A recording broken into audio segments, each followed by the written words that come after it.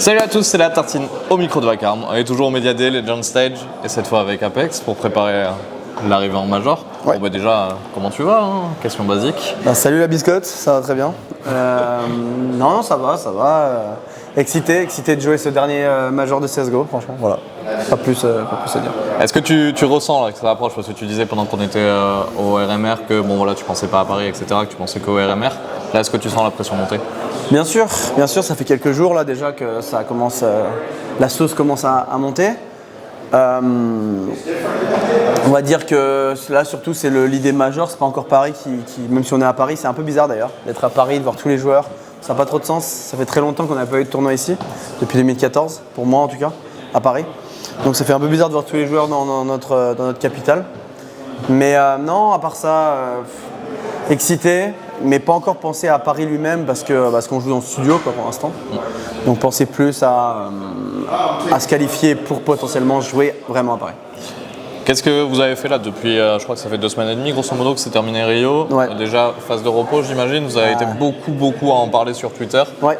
Donc, phase de repos, qu'est-ce que vous avez fait après? Alors, encore une fois, on est arrivé de Rio le mardi.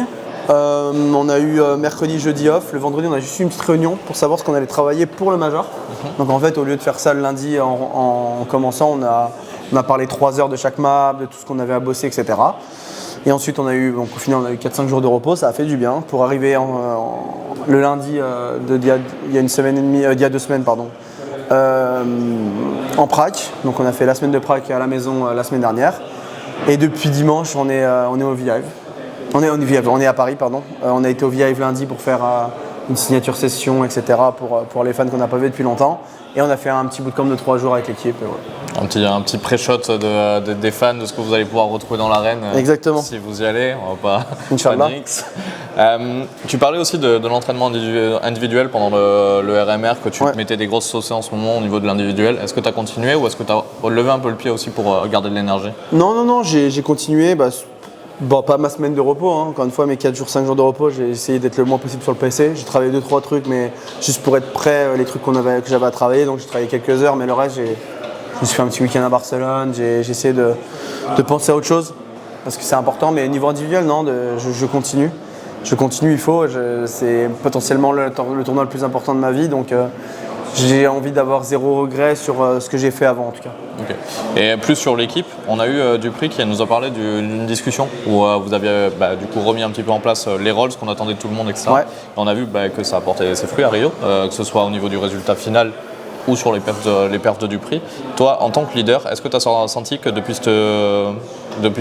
cette discussion, vraiment ça a changé dans l'équipe, que ce soit dans le jeu ou dans ce que tu demandes dans l'application? En fait, il y a plusieurs choses qui ont changé. La première, c'est qu'après Katowice, en gros, je me sentais pas moi-même dans la façon de lead parfois. On pouvait pas trop jouer rapide et on voulait jouer plus lent, etc. Et ça me ressemble à moitié en fait. J'aime bien quand même call rapide, j'aime bien être dans la tête de l'adversaire. Et puis en tant qu'équipe internationale, je pense que c'est plus simple des fois d'avoir des rounds rapides. Ça demande moins d'exigence, etc. Et j'ai aussi joué comme ça en France. Et je me suis dit, écoute, fuck, à un moment donné, voilà, j'ai plus envie de regrets, j'ai envie de jouer de la façon dont moi j'ai envie, dont tout ça. Et eux s'adapteront. Voilà. Et le premier acte, ça a été avec Jax. Et automatiquement, Jax a beaucoup plus ce rôle-là que Dupré a pu avoir. Et ça s'est hyper bien passé, quoi. Même avec une préparation, on a joué 2 pracs avec Jax, etc. On a quand même réussi à battre OG, Grayon et FaZe. Donc en rentrant, les coachs ont senti aussi qu'ils ont compris, surtout Zony qui a compris ce que moi j'avais vraiment besoin et ce que ça pouvait donner à l'équipe. Donc on a essayé de retransmettre ça à Peter. Peter a eu un peu de mal à comprendre, mais il a vu en fait en Jax que ça a eu un petit déclic en disant ok, c'est ça ce dont on me demande. Et il a réussi à le reproduire plus facilement pour les autres tournois et automatiquement c'est beaucoup plus simple pour moi, quoi. Donc moi c'est plus, en tout cas maintenant c'est plus mon identité, ce que moi j'ai envie de faire. On a des rounds lents, je joue des rounds lents, mais il y a des moments si je sens quelque chose de rapide, j'ai plus envie de. Pendant longtemps je me retenais à me dire on va pas le faire, on va pas bien le faire, ou on va pas courir, on va pas se sacrifier, etc. Alors que maintenant en avant Guingamp. À côté de ça, on a eu déjà la phase de Challenger. Est-ce que tu as suivi un petit peu ou est-ce que vous avez suivi avec Matt, avec Zonic, etc. Notamment G2 et FaZe qui finalement n'ont pas eu trop de soucis, hormis la défaite face à Ents pour FaZe. Et justement, Ents, ce genre d'équipe, qu'est-ce que tu en as pensé toi? Déjà, c'est très cool de ne pas jouer à Challenger Stage. Ça faisait un petit moment. On avait joué les deux en 2022. Là, de pouvoir regarder, de pouvoir avoir l'esprit tranquille, c'est quand même sympa. Ce que je n'ai pensé, c'est la guerre. Hein. C'est comme ce genre de tournoi, c'est la guerre. On a vu des équipes struggle comme Force qui étaient à 2-1, qui sont passées à 2-3, etc. C'est la guerre, il faut juste se donner. Et je pense que le niveau à tous les majors est un peu moins bon en équipe parce qu'il y a plus de stress, il y a plus de tout ça, mais il faut être fort mentalement. Et je pense que c'est ça. Après, Ents a très bien joué. Franchement, Ents, je les ai trouvés vraiment solides. G2 aussi, bien évidemment, notre adversaire. FaZe a eu un peu plus de mal parce qu'ils ont perdu contre Ents, mais le reste, ils ont roulé quoi. Donc, quand même, les favoris sont imposés, on va dire. Mais là, je pense que la vraie conversation commence. Et justement, vous allez jouer G2, vous les avez battus à Copenhague. Est-ce que c'est un bon tirage finalement, même si c'est une grosse équipe, de démarrer comme ça? Il n'y a pas de bon tirage et de mauvais tirage, honnêtement. Pour les gens, il y en a parce qu'ils regardent sur le papier, mais dans ces tournois-là, il n'y a pas de bon, il n'y a pas de mauvais tirage. Franchement, je m'en fous qui jouer, j'en ai rien à faire, je veux juste qu'on passe. Je veux juste qu'on joue correctement et qu'on joue notre CS. Je me suis jamais dit on a un mauvais tirage ou un bon tirage, surtout en major, je me suis jamais dit ça, donc peu importe, G2, pas G2. Comme dirait Claude Makélélé, on s'en bat les couilles. On va sortir un petit peu là, du major, revenir sur ton record de tournois gagnés au fil des années de CSGO.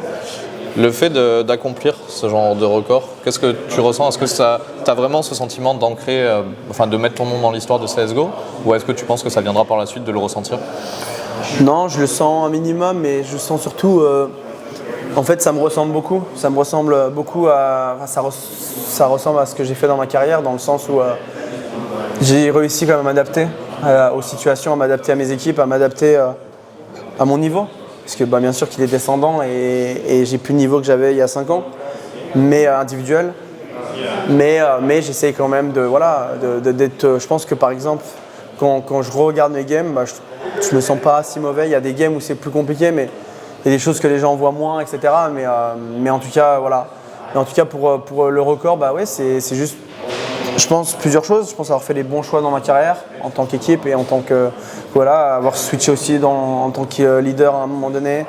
Je pense que c'est des bonnes décisions, beaucoup de travail et au final ça me ressemble bien. Donc après ancrer mon nom ou pas, je m'en fous un peu. Je recherche pas la gloire, je recherche pas tout ça. Mais par contre une satisfaction personnelle d'avoir réussi ces choses, c'est quand même pas mal. Et à côté de ça, on a eu il y a peut-être une semaine la publication de l'équipe Explore. Je vous conseille d'aller le voir pour ceux qui peuvent et qui ne l'ont pas vu. Tu es un fan de foot, je suis un fan de sport. L'équipe, c'est quand même un média emblématique en France. Bien sûr. Est-ce que tu as l'impression d'un peu casser la frontière de CS, côté francophone je parle, est-ce que tu as l'impression de casser cette frontière et de peut-être avoir cette représentation française alors je vais encore dire ancré parce que j'ai pas d'autres mots qui viennent, mais de t'ancrer dans le paysage francophone au-delà de CS et aux yeux du grand public?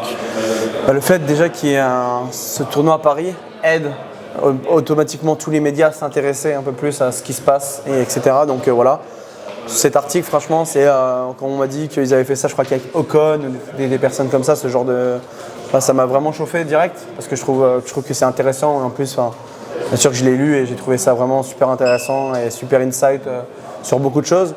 Et bien sûr que tu es fier de passer dans pas d'avoir un petit paragraphe, mais avoir vraiment un truc à toi-même. Bon, c'est pas dans la version papier, malheureusement. Je pense que les gens encore à l'équipe sont un peu encore voilà. Mais c'est déjà un first step et c'est cool quoi. Et c'est cool de représenter son pays de cette manière. Moi, ça me fait grave plaisir. Et tous mes potes, m'envoient, je sens que je leur envoie, m'ont envoyé tous ce truc, etc.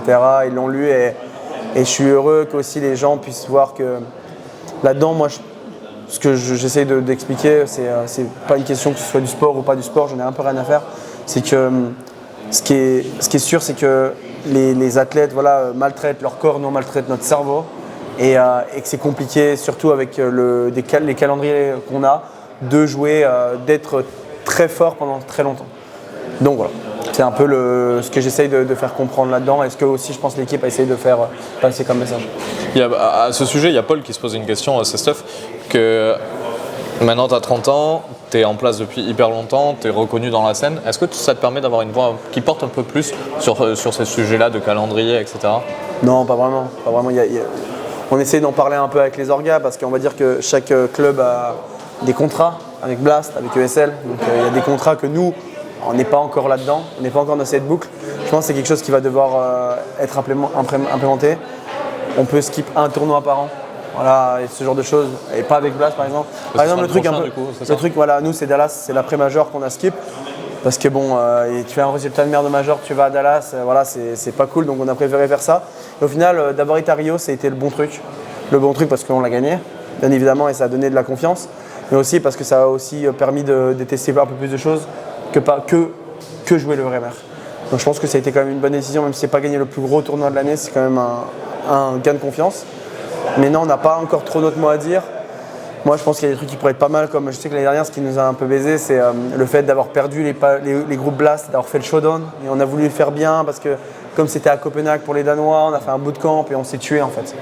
Mais c'est vrai que ouais, le calendrier il est un peu abusé et on n'a pas encore beaucoup de marge de manœuvre et de vraiment de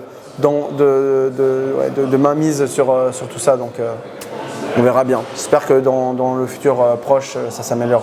Ok, ça marche. Je te remercie énormément pour l'interview. J'ai hâte de te voir au Legend sur le serveur. Et tu connais la musique, hein. De toute façon, on est là pour ça, c'est pour les Français. Oui, bien sûr. Encore une fois, hein, j'essaie de le dire le plus souvent possible sur mes réseaux, partout, mais je remercie tous les gens qui nous soutiennent au quotidien. Et je suis confiant pour ce major. Je veux dire vraiment ce genre de choses. Je suis confiant pour ce major et on a tout donné ce qu'on pouvait depuis le 1er janvier. On a fait un putain, j'arrive pas à parler français, c'est terrible. Avec tous les interviews avant. On a fait un parcours pour être sûr d'arriver au major les meilleurs possibles. Mais je pense qu'on n'a aucun regret. Voilà, on n'a aucun regret de ce qu'on a fait. On a tout donné depuis 4 mois et demi. Et maintenant, c'est à nous de le montrer, de rendre les gens fiers et de jouer à l'Accor Arena parce que c'est tout ce qu'on veut. Donc, je vous le dis, on se voit à l'Accor. Rendez-vous demain pour les suivre. 16h, sûrement un peu en avance, ratez pas le match. Ciao. Ciao.